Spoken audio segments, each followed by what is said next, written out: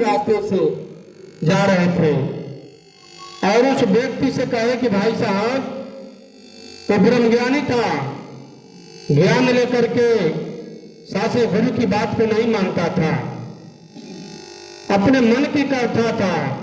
मन के मती न चलिए मन पका जमदूत, ले जाए मझधार में जाए हाथ से छूट। तो शास्त्रीय संतों का जीवन होता है परोपकारी।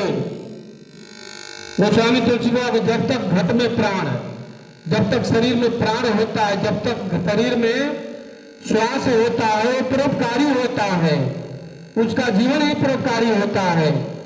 तो जिस डाल पे बैठा था वो व्यक्ति उसी डाल को काट रहा था और उसी रास्ते से हमारे महात्मा जा रहे थे और कहे कि भाई साहब आपने जिस डाल को काट रहे हैं उसी डाल पे बैठे हैं और डाल जब गिरेगा तो आपका हाथ पैर टूट जाएगा, आप मत काटिए। लेकिन शास्त्र ने उस महात्मा की बात एक नहीं मानी। महात्मा पुनः फिर हाथ जोड़ करके कहे कि मान जाइए बात, आपका कल्याण हो जाएगा। लेकिन शास्त्र ने जी मन के अभिमानी, जो मन के मती चलने वाला, एक भी बात नहीं माना। और शास्त्री महात्मा अरदास करते गए, जैसे 4 फाल आगे बढ़े वही गति हुआ कि वो डाल कटा और टूटा, गिरने के बाद उसका हाथ पैर सब टूट गया। तो महात्मा 2 फाल पीछे होकर के बोले कि भाई साहब दास तो यही विनती कर रहा था कि आप मत डाल को काटिए।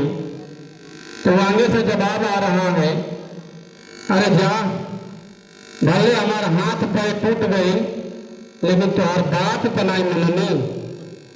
लेकिन शास्त्र जी संत महात्मा इस परमात्मा से अरदास करते हैं कि इनके जीवन में भी शांति आ जाए, सुकून आ जाए, आनंद आ जाए, गलत रास्ते छोड़ करके सही रास्ते अपना ले। तो संतों का जुगों जुगों से जीवन होता है, गुरु के प्रति उनका समर्पण होता है। इसी तरह से शास्त्री जी लैला और मजनू की कहानी आपने सुना होगा। शास्त्री जी इसी प्रकार से लैला जो है मजनू के लिए शास्त्री रोज दूध भिजवाया करते थे दासी से। वो दूध भिजवाया करती थी कटोरे में, और जैसे दासी जब दूध लेकर के निकलती थी तो रास्ते में अनेकों मजनू खड़ा हो जाते थे कि मैं हूं मजनू, मैं हूं मजनू। आज जो ताकतवर मजनू होता था वो दूध कटोरा से भरा हुआ छीन करके पी जाता था। तो सास ने दासी जाकर के लैला से कही कि लैला तुम ये बताओ कि तुम्हारे कितने मजनू हैं, मेरे को तो पता ही नहीं चलता कि तुम्हारे कितने मजनू हैं।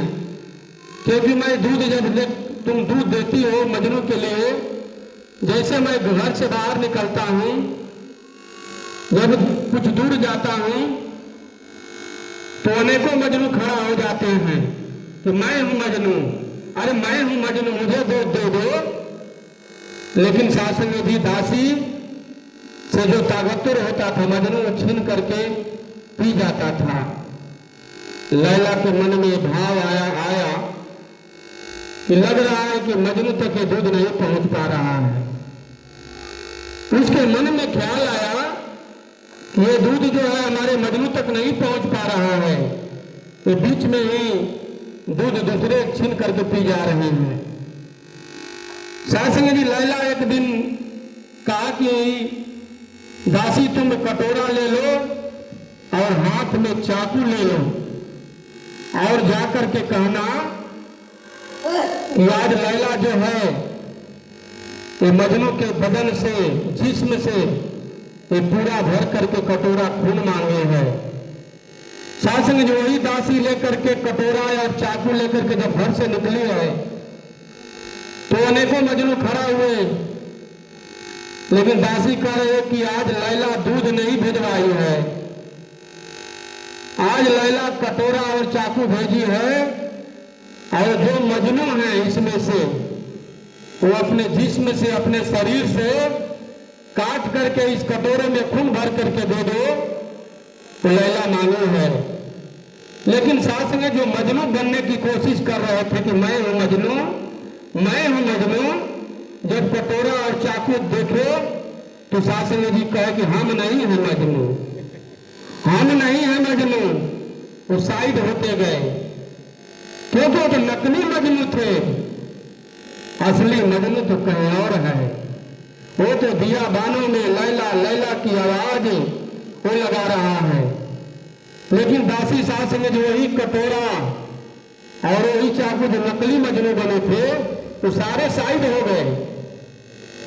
कोई कटोरे को दूध नहीं भर पाया, अरे खून ब्लड नहीं भर पाया।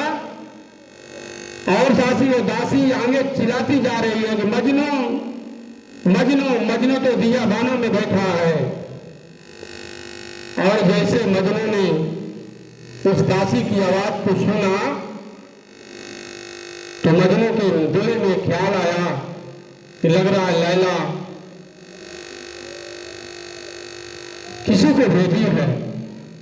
सास ने जो मजनू दिया बानों में खड़ा होकर के कहा कि मैं हूं मजनू। और सास ने दासी कटोरा और चाकू दी और दासी बोली कि आज लैला जो है इस कटोरे से खून मांगी है भर करके। तो सास ने जैसे मजनू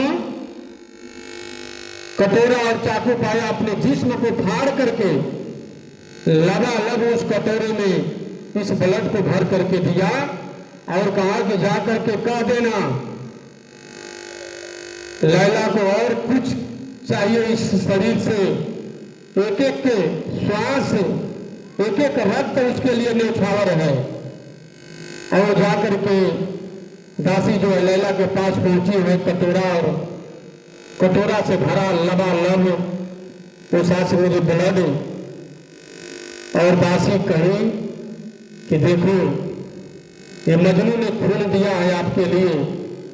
तो लैला बोली कि देखो एक वही मजनू है जिस मजनू से मैं प्यार करता हूं। ये सारे नकली मजनू थे, ये वक्त आने पे सारे भाग गए, कोई काम नहीं दिया। और आज के बाद तुम उसी मजनू को ले जाकर के दूध देना, किसी मजनू को मत देना। तो सास मेरी दास का कहने का मूल तात्पर्य यही रहा कि सदगुरु के जो वचन आए हैं, जो आएंगे उसको सास में जी हम असली मजनू बन करके पूरा करें, नकली मजनू न बनने की कोशिश करें। क्योंकि सास में निरंकार घट घट का वासी सबके दिल की जान रहा, इस दुनिया में कौन है कैसा सबको ही पहचान रहा। सास में जो भाई ब्रिगेडियर होता है, अभी बात आई थी कि संत बड़ा परमार्थी, सास में भाई ब्रिगेडियर होता है जिसको सास में देहाती में दमकल बोला जाता है। सास में जी अगर आग चाहे खलिहान में लग जाए, चाहे सास में जी खेतों में लग जाए, चाहे सास में झोपड़ी में लग जाए, महल में लग जाए, लेकिन सास में उसका केवल और केवल आग को बुझाने का काम है। लेकिन उसी फायर ब्रिगेडियर में सास में भी शीतल जल के बजाय पेट्रोल भर दिया जाए तो सास में जी आग को और बढ़ा देता है, और भी जला करके झोपड़ी और माल खेत और खलिहान समाप्त कर देता है। तो आइए सास में जी हम सतगुरु की कृपा से हमें जीवन में असली मजनू बनना है। सतगुरु के वचनों को जो पालन करता है, एक एक वचन पे चलता है लेकिन परंतु नहीं करता है, सास में जी वही असली मजनू है। उसी से सतगुरु माता सुदीक्षा जी महाराज प्यार करते हैं, बाकी के किसी से नहीं प्यार करते हैं। बात से यही सतगुरु माता जी के चरणों में अरदास करेगा, विनती करेगा कि सतगुरु माता जी आप कृपा करना, बख्शिश करना कि आपके वचन को मान करके जितने संत महात्मा आए हैं और जो नहीं आए उनके लिए भी दास अरदास कर रहा है कि सबके झोली में सुमति देना, भक्ति देना कि आपके बताए हुए मार्ग पे चल पाए, लेकिन परंतु छोड़ करके आपके केवल और केवल वचन को मान के चलते चले जाएं, अपने लोक को सुखी करते हुए अपने परलोक को संवारे। प्यार से कहिए।